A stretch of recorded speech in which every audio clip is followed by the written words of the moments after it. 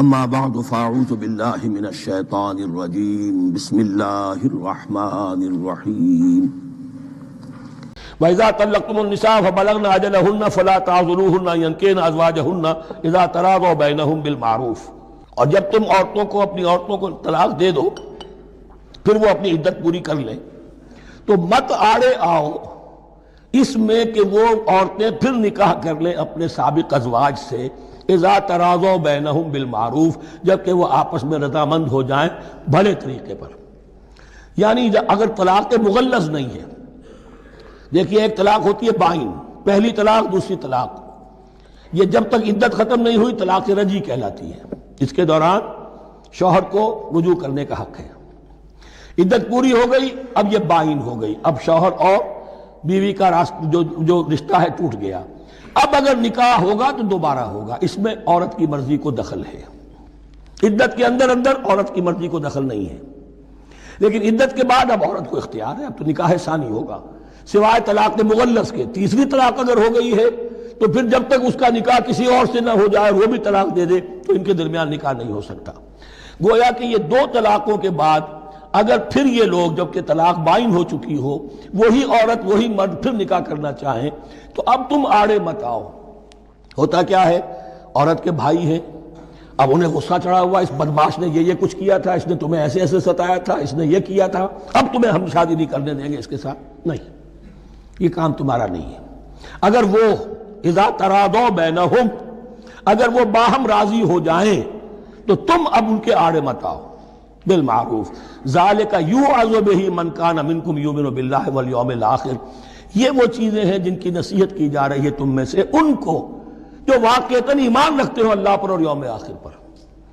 ان کے اندر ایمان ہی نہیں ہے، ان کے لیے یہ سارا جو ہے بھینس کے آگے بین بجائے جاؤ کیا حاصل ہے، وہ تو پھر اس کو کوئی فائدہ نہیں پہنچے گا۔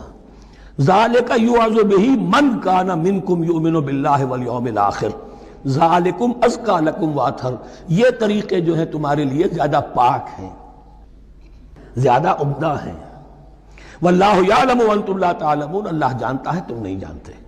اپنی عقل کو مقدم نہ رکھو، یہ اللہ کا علم ہے، اسی نے عورت کو بنایا اسی نے مرد کو بنایا، اسے مرد بھی عزیز ہے عورت بھی عزیز ہے۔ الخلق عیال اللہ، حضور نے فرمایا تمام مخلوق اللہ کے کنبے کے مانند ہے۔ اللہ کو تو اپنا ہر انسان مرد ہو یا عورت ہو محبوب ہے، پسندیدہ ہے، اس کی تخلیق ہے، اس کا شاہکار ہے، لیکن یہ کہ وہ جانتا ہے کہ عورت کے کیا حقوق ہونے چاہیے مرد کے کیا ہونے چاہیے۔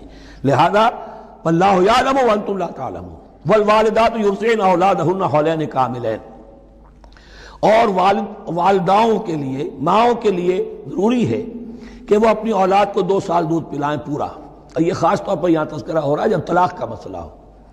اب طلاق ہو گئی، شوہر تو علیحدہ ہو گیا، شوہر کہتا ہے بھائی میرا بچہ تو میرا ہے، قانوناً تو اولاد شوہر کی ہوتی ہے، لیکن تم اسے دودھ پلاؤ، تو 2 سال تک وہ عورت انکار نہیں کر سکتی، دودھ پلائے گی۔ لمن اراد ان یتم الرضاعہ، جو شخص چاہے کہ یہ رضاعت پوری کروائے اپنی سابقہ مطلقہ بیوی سے۔ وعلی المولود لہ رزقہن وکسوتہن بالمعروف، لیکن اس عرصے کے لیے جس کی وہ اولاد ہے یعنی شوہر جو سابق ہے اس کے ذمے ہے اس کا رزق اور اس کا لباس، جسے ہم نان نفقہ کہتے ہیں۔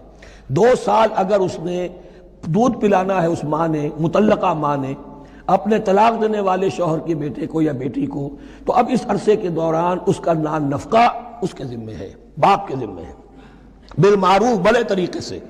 یعنی یہ کہ ایسا نہ ہو کہ ہے تو کروڑ پتی لیکن اب وہ اس کو بیوی کو مطلقہ کو وہ دینا چاہے نان نفقہ اپنی خادماؤں کی طرح کا، نہیں، وہ ہونا چاہیے معروف طریقے پر۔ لا تکلف نفس الا وسعها، کسی پر ذمہ داری نہیں ڈالی جاتی مگر اس کی وسعت کے مطابق۔ لا تضار والدۃ بولدہا، نہ تو تکلیف پہنچائی جائے والدہ کو اپنے بچے کی وجہ سے، ولا مولود لہ بولدہ، نہ جس کا وہ اولاد ہے، جس کا وہ بیٹا یا بیٹی ہے یعنی باپ، نہ اس کو تکلیف پہنچائی جائے۔ کوئی لا ضرر ولا ضرار، حضور کی حدیث ہے، دونوں کے ساتھ منصفانہ سلوک کیا جائے۔ وعلی الوارث مثل ذلک، اب فرض کیجئے وہ شخص جو تھا طلاق دینے والا وہ تو مر گیا، تو وارث کے ذمے، اس کا جو وارث ہے اس کے ذمے نان نفقہ رہے گا، اس کے اپنے مرحوم والد کی اگر اولاد اس کی کسی مطلقہ بیوی کے پاس ہے 2 سال تک دودھ پلانے کے لیے۔ فَإِنْ أَرَادَا فِصَالًا، اب یہ بھی ہو سکتا ہے کہ وہ دونوں جو ہیں کہیں کہ سب میں تو دودھ نہیں پلاتی، یا یہ کہ وہ شوہر چاہے ان تراضٍ منہما، دونوں راضی ہو جائیں کہ میں دودھ نہیں پلواتی، آپ دودھ چھڑوا دیجئے، وَتَشَاوُرٍ، آپس میں رضامندی اور مشورے سے، فَلَا جُنَاحَ عَلَيْهِمَا، اس میں بھی کوئی حرج نہیں ہے۔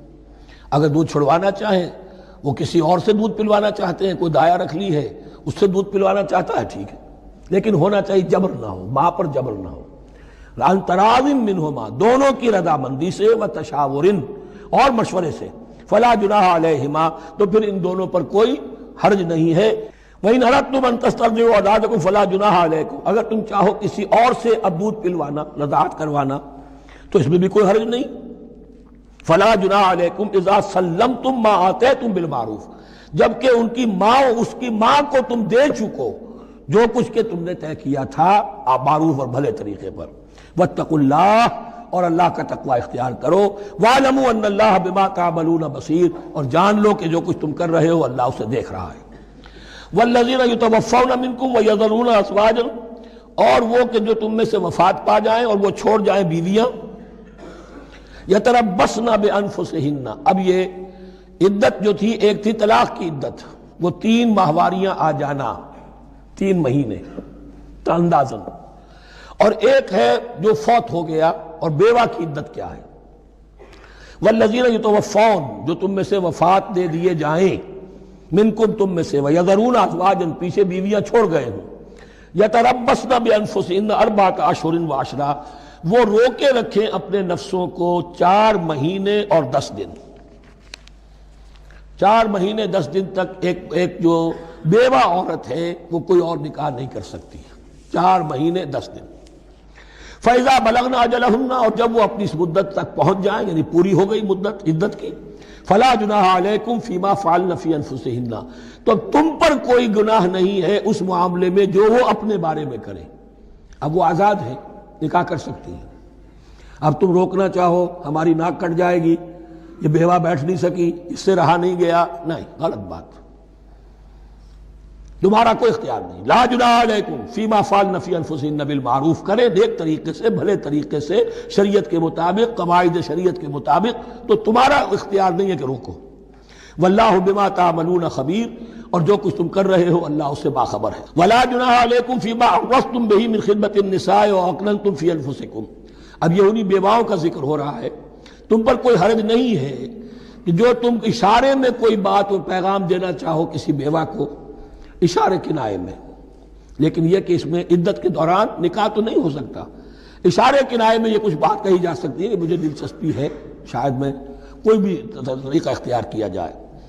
او اکننتم فی انفسکم، یا اپنے دلوں میں چھپائے رکھو، تو اللہ کو کوئی اعتراض نہیں۔ اس میں یہ کہ ظاہر بات ہے کہ ایک آدمی علم اللہ انکم ستذکرونہن، اللہ کے علم میں ہے تمہیں ان کا خیال تو آئے گا ہی، آخر یہ عورت تھی، بیوہ ہو گئی ہے، اب میں اس سے شادی کر سکتا ہوں، آپ کو رغبت ہے اس کی طرف نکاح کی، تو اب کوئی آدمی سوچے میرے دل میں خیال آ رہا ہے بیوہ کے بارے میں، میں تو گناہ گار ہو گیا، میرا دل گناہ گار ہو گیا، نہیں، یہ قانون فطرت ہے۔ علم اللہ انکم ستذکرونہن، اللہ کے علم میں ہے ان کا خیال تو تمہیں آئے گا ہی۔ ولیکن لا تواعدوہن سرا، لیکن ایسا نہ کرو کہ ان سے معاہدہ کر لو خفیہ طے ہو جائے، بات پکی ہو جائے، سرا الا ان تقولوا قولا معروفا، سوائے اس کے کہ کوئی معروف بات کہہ دی جائے جس سے انہیں اشارہ مل جائے، بس۔ ولا تعزموا عقدۃ النکاح حتی یبلغ الکتاب اجلہ، اور مت باندھو گراہ نکاح کی جب تک کہ قانون شریعت اپنی مدت پوری نہ کر لے، یعنی عدت جب تک پوری نہ ہو جائے۔ اب یہاں دیکھیے حتی یبلغ الکتاب، کتاب سے مراد شریعت، قانون شریعت، کتاب سے مراد یہاں کیا ہے کہ جو بھی قانون آ چکا ہے کتاب کے اندر، 4 مہینے 10 دن کے بعد نکاح اس سے پہلے نہیں ہوگا۔ وَاعْلَمُوا أَنَّ اللَّهَ يَعْلَمُ مَا فِي أَنفُسِكُمْ فَاحْذَرُوهُ، اور جان لو کہ اللہ خوب جانتا ہے جو تمہارے دلوں میں ہے، پس اس سے ڈرو، اس کی پکڑ سے بچو۔ وَاعْلَمُوا أَنَّ اللَّهَ غَفُورٌ حَلِيمٌ، اور یہ بھی جان لو اللہ غفور بھی ہے، بخشنے والا بھی ہے، وہ خطا ہو گئی ہے استغفار کرو، توبہ کرو، اللہ معاف فرمائے گا۔ اور حلیم ہے، وہ فوراً نہیں پکڑتا بلکہ ڈھیل دیتا ہے، مہلت دیتا ہے، اگر چاہو تو تم توبہ کر لو۔